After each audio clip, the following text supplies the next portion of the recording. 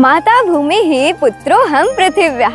નમસ્કાર ખેડૂત મિત્રો, હું છું યશવી અઘારા અને ગુજરાત પ્રાકૃતિક કૃષિ વિકાસ બોર્ડ તેમજ આત્મા પ્રોજેક્ટ અંતર્ગત આ ચેનલ પર દરેક ખેડૂતોનું હાર્દિક સ્વાગત કરું છું। આજે આપણે એક અનુભવી પ્રગતિશીલ પ્રાકૃતિક ખેડૂત સાથે વાતચીત કરશું અને કઈ રીતે તેઓ ગૌશાળા ચલાવે છે, પ્રાકૃતિક ખેતી પણ કરે છે અને એમાંથી મૂલ્યવર્ધન વસ્તુઓ બનાવીને પોતાના ઉત્પાદનના સારા એવા ભાવ પણ લે છે। તો વધુ સમય ન લેતા ચાલો જાણીએ આ એક પ્રગતિશીલ પ્રાકૃતિક ખેડૂતની વાત। ભાઈ, તમારો પૂરો પરિચય આપી દો, તમારું નામ, ગામ, તાલુકો અને જિલ્લો। આપણે મોરબી જિલ્લાના મોરબી તાલુકાનું નાણકા ગામના અમે રહીશ છે અને હસમુખભાઈ છગનભાઈ કારોલિયા મારું નામ છે। હવે પેલા તો તમે કેટલા વર્ષથી આ પ્રાકૃતિક ખેતી કરો છો અહીંયા? હા, અમે છેલ્લા 4 વર્ષથી આ પ્રાકૃતિક ખેતી કરું છું। જે દિન આપણે ગૌશાળા ચાલુ કરી ત્યારથી આપણે પ્રાકૃતિક ખેતી 4 વર્ષથી। હવે મુખ્ય કારણ શું હતું તમારું રાસાયણિક તરફથી પ્રાકૃતિક ખેતી શરૂ કરવાનું? દવાયું પેસ્ટિસાઇડમાં આવે છે, એમાંથી આપણને પોષક તત્વો તો પૂરતા મળતા નથી અને એનાથી વધારે તો આપણા શારીરિક બોડીને એને નુકસાન કરતા હોય છે। એના અનુસંધાને આપણે કીધું આ પ્રાકૃતિક ખેતી કરી અને આપણી જ વસ્તુ આપણે ખાઈ અને વધારાની થાય બીજાને આપી સારું વાવીને સારું ખાઈ। બરોબર। હવે અહીંયા આપણે કેટલા વીઘામાં તમે ખેતી કરો છો?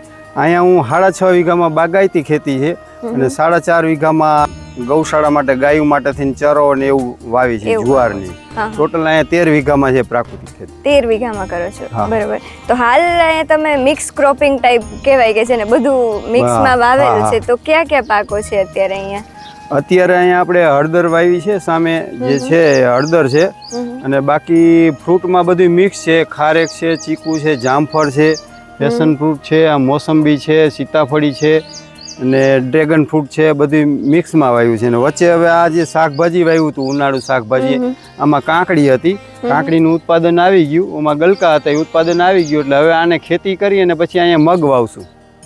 બરોબર। હા, શાકભાજીમાં મતલબ રોટેશન આગલી સાલ વરિયાળી, મગ, અડદ, હળદર, ચણા બધા ઉત્પાદન આપણે લીધા હતા અને સરસ બધું થયું હતું।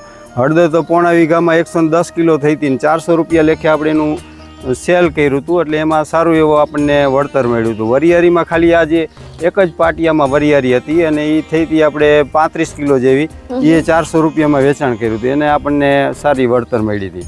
અને જામફળમાં હવે ઉત્પાદન ચાલુ થઈ ગયું છે। એના શિયાળુ પાકમાં 25 મણ જેવા જામફળ મેં વેચ્યા હતા ત્યારે, અને અત્યારે હમણાં અત્યારે ચોમાસા પાકમાં જામફળ લગભગ 7 થી 8 મણ જેવું વેચાણ કર્યું છે। માણસો ખેતર આવીને લઈ જાય છે। મીઠાશ એવી જામફળી છે ને કે એકવાર ખાય એટલે બીજી વાર ગોતતા આવે છે। બરાબર। એટલે આપણે જે રાસાયણિક રીતે ખેતી કરતા હોય એના કરતા પ્રાકૃતિક જે આપણો ફળ હોય એમાં મીઠાશ વધે છે ને પોષક તત્વો વધે છે, બંને સાથે છે। હવે કોઈ પણ ખેડૂત જો પ્રાકૃતિક ખેતી શરૂ કરવા માંગતા હોય તો એનો પ્રશ્ન હોય કે કયા સમય શું વાવવું, તો એ કઈ રીતે નક્કી કરવું જોઈએ? એની વાતાવરણ, જમીનની ફળદ્રુપતા અને એનું જોઈ અને પાકનું વાવેતર થઈ શકે કે જમીન એની શરૂઆતમાં એને એવા પાક લેવા જોઈએ કે જે એમને મગફળી છે, મગ છે, એવા જે વરિયાળી છે, એ બધી દવા વગેરે થઈ જતું હોય। જીરું એવો પાક હોય તો એનો 1-2 વર્ષ ખંભવું જોઈએ કે જમીનની અંદર પોષક તત્વો વધી જાય પછી વાવેતર કરવું। બરોબર છે। અને હવે આપણે જ્યારે પ્રાકૃતિક રીતે ખેતી કરતા હોય તો આમાં તમે કયા સમયે જીવામૃત છે, દવાઓ જે આપણે બનાવો છો ઓર્ગેનિક, કયા સમયે શું છાંટવામાં આવે છે પાકમાં? વાવેતર થયા પછી 20 થી 25 દિવસે જ્યારે હોય ત્યારે આપણે જીવામૃતનો છંટકાવ અમે કરતા હોય છે, 20-25 દિવસે। પછી એને મહિને આપણે એને જીવામૃત આપણે જે પાણ સાથે આપી છીએ, ચોમાસામાં 25 દિવસે છંટકાવ કરી નાખી અને કાં એને આપી દઈએ છીએ, ધોરિયા સિસ્ટમથી પાણી આપી દઈએ છીએ। અને પછી જ્યારે એનો ફ્રૂટ આવવાનો સમય હોય અથવા તો પાકમાં જે આવે ફૂલ ને ફાળની ત્યારે એ સમયગાળામાં આપી છે। આની અંદર હલાવી નહીં ને 3-4 દિવસ તોય વાંધો ન આવે, આમાં અઠવાડિયામાં પાછું તૈયાર થઈ જાય જીવામૂત્ર। આની અંદર આપણે ગૌમૂત્ર નાખી છીએ, 5 લીટર ગૌમૂત્ર હોય છે, 5 લીટર આપણે 5 કિલો ગોબર હોય છે અને છાશ હોય છે 1 લીટર અને ગોળ નાખી છીએ, અંદર 1/2 કિલો જેવો ગોળ આવે એટલે એને હલાવી અને મૂકી દે એટલે 4 દિવસ 5 દિવસમાં, ગરમી હોય તો 5 દિવસમાં થઈ જાય, અને શિયાળાનો ઠંડી ઋતુ હોય તો 7 દિવસ લાગે જીવામૃત તૈયાર થઈ જાય પછી આ બધું લઈ અને ખેતર બેરલમાં મિક્સ કરી અને પાણી સાથે આપી દઈએ છીએ જીવામૃત. બરાબર. અહીંયા આપણે કેટલા લીટર પાણીમાં આપણે કેટલું એ નાખીશું? 200 લીટર પાણીમાં આપણે ઈ અમે 2 ગોળા જે 20-20 લીટરના છે એ 2 નાખી છીએ, 40 લીટર અહીંયા મિક્સ કરી છે. એટલે અહીંયા પછી જે પાણ આપતા હોય એમાં આપી દઈએ, અથવા તો અહીંયા ઝાડવા વાવેલા હોય તો એને અમે 2-2 લીટર આપી દેતા હોય. બરાબર. અને આ જ્યારે આપણે બનાવી ત્યારે આપણે શેડ નું ને ધ્યાન રાખવું પડે, ઉપર છાંય? હા, તડકો નો આવે એ ખાસ ધ્યાન રાખવું પડે. તડકો હોય તો એની અંદર થોડુંક ઓલું ઝડપી પ્રોસેસ થવા માંડે છે. બરાબર, વધારે બેક્ટેરિયા. હા હા, એટલે આમાં માટીમાં વાંધો નહીં આવે. હવે એનાથી આપણી જમીનમાં શું ફેર જોયો તમે? જમીન ખોલી થાય છે અને અળસિયાનો ઘણો બધો દેખાય છે. અળસિયા આપણે અહીંથી થોડીક આમ જમીનમાં હાથી આંકતા હોય તો ઘણા બધા અળસિયા બહાર નીકળતા હોય છે. એટલે અળસિયા જ આપણી જમીનના ઉપર જાય, નીચે આવે એટલે જમીનને ખોલી કરે એટલે મૂળને તો મેન તો શું છે કે ઓક્સિજન ને નાઇટ્રોજન ને બધું લેવું હોય, કાર્બન ડાયોક્સાઇડ ની તો હવામાંથી જ લેવાનું છે. એટલે જમીન ખોલી હોય તો વધારે ફળદ્રુપ જમીન થાય આપણી. એમ સરસ. ઉત્પાદનમાં કેટલો ફેર પડે છે આપણે રાસાયણિક અને પ્રાકૃતિક ખેતીમાં? ઉત્પાદન આમાં અમને તો લાભ જ થયો છે. હળદર ને એનું વાવેતર કર્યું છે. બીજા જે ખાતર નથી નાખ્યું એને હળદરનું અમે 3 જણા લઈ આવ્યા હતા, એમાં એને એટલો બધો પાક થયો નહોતો. એક જણાએ તો શું 1.5 મણ જ એને હળદર થઈ, ટૂંકમાં કાચી હળદર, એનો પાવડર જ એને નહોતો બનાવ્યો.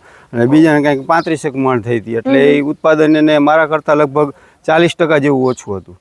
જમીનની અંદર ફળદ્રુપ જમીન થાય તો જ એની અંદર જો આની અંદર ઘાસ કેવું થઈ ગયું છે, ઘટાટોપ થઈ ગયું છે. જ્યાં ઘાસ ન થાય ત્યાં ઉત્પાદન ન આવે, એમાં સમજવાનું. હવે આપણે જે ખેડૂત મિત્રો આ વિડીયો જોવે છે એને તમે શું સંદેશ આપવા માંગશો કે પ્રાકૃતિક ખેતીથી કયા કયા લાભો થાય છે? એક તો આપણા ખેતરને અને બીજું ગ્રાહકો માટે. હા, એમાં તો બધાય અત્યારે સમજે જ છે, પણ ખેડૂતને મેન શું છે કે એનો ખિસ્સામાં પૈસાની આવક ઓછી થાય છે એટલે અપનાવતા નથી. મેન કારણ એ છે. પણ આને પદ્ધતિસર અસલ આપણે 30 વીઘા જમીન હોય તો 1 વીઘામાં ખેતી કરવાની અને 1 ગાય રાખવાની. 1 ગાય રાખી અને એનું જીવામૃત, ઘન જીવામૃત, ગૌકૃપા અમૃતમ, બેક્ટેરિયા અને પાયાનું ખાતર આ બધું 1 વીઘામાં કરી પોતે 3 વર્ષ થાય એમાં ફળદ્રુપ થઈ જાય અને વગર દવાએ એ વસ્તુ થવા માંડે એટલે એ પોતાના માટે મગ, અડદ જે કાંઈ વાવેતર કરવું હોય એ થઈ જાય ને વધે એટલું એના આડોશી પાડોશી સગા સંબંધીને આપે તો એ રાજી થાય અને એને ખીચાની આવક ઘટે નહીં. ધીમે ધીમે પછી એ ડબલ કરતી જવાની જમીન. 1 વીઘોમાં ઉત્પાદન આવવા માંડ્યું પછી 2 વીઘા કરવાની, 4 વીઘા કરવાની.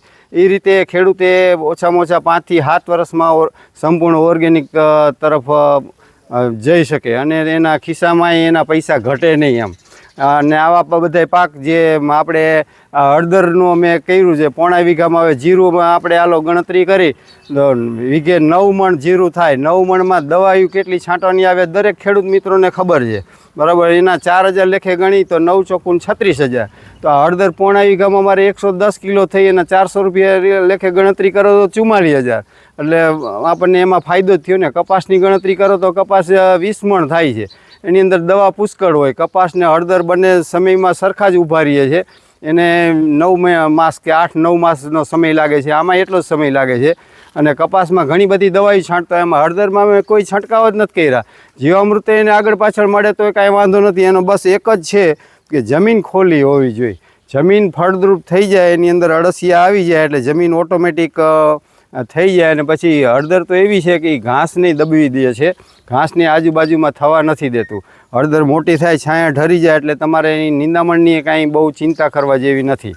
એટલે ખેડૂત મિત્રોને ખાસ આપણો આગ્રહ છે કે તમારા ઘર માટે, છેવટે તમે શાકભાજી તો તમારા ઘર માટે તમારી જરૂરિયાત પ્રમાણે વાડામાં, ખેતરના શેઢે બધે દવા વગરનું કરો. દવાથી શું છે એ બધા ખેડૂતો સમજે છે કે દવા રહ્યું એક જાતનું ઝેર જ છે અને એનાથી આપણને ઘણા બધા રોગ થાય છે. મોટાપા, હૃદય રોગ, કોલેસ્ટ્રોલ વધવું, કેન્સરની બીમારી, આ બધું એને હિસાબે જ છે. અને એ આપણે હવે સમજવું જ જોઈએ કે આપણે તો ઝેર ખાઈ અને માંદા પડશું અને બીજાય માંદા પડશે તો આપણે જે ધરતીનો પુત્ર ખેડૂત કહેવાય એ હવે આપણે ઓલા સાચા અર્થમાં આપણે પ્રાકૃતિક ખેતી કરીને તો જ ગણાશે, બરાબર. આપણે આરોગ્ય સારું રાખવું હોય તો એના માટે આ બહુ જરૂરી છે પ્રાકૃતિક ખેતી.